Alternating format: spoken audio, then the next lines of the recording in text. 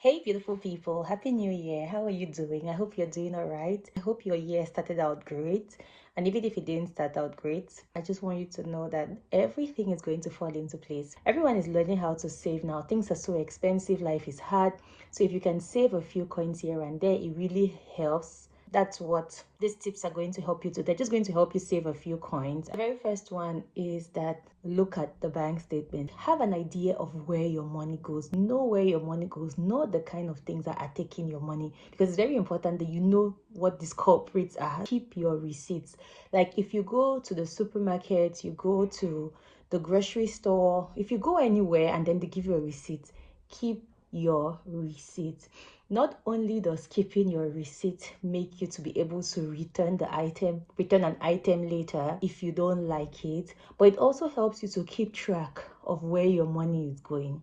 You realize that if you keep your receipt, or if you look at your bank statement and then you see where your money is going, you might be like, oh my God, see how much money I'm spending on this, see how much money I'm spending on that, this $5, this $2, this amount I'm spending on this, is it really worth it? So already it makes you to realize how much money you're spending on certain things which are not even important things. So yes, that's the first thing. Keep your receipts so that first of all you can easily return an item if there's an issue, and then keep your receipts so that you can look at it if there's any problem. And of course, even if you don't keep your receipts, if you have access to your bank statement, look at your bank statement. Another important reason why you should look at your bank statement is that you'll be able to tell the kind of things you're paying for. And if you're paying for something that you shouldn't be paying for, it's very evident.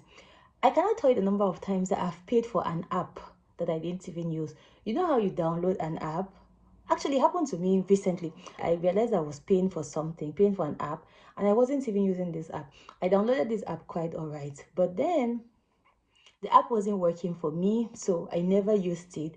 But you know that just the fact that I had put my credit details in the app, and then the trial period had passed, this app was charging me every month and I didn't know. And then this day I just looked at my bank statement. I'm like, what is this thing? What is this $16 that I'm paying monthly that I didn't even understand?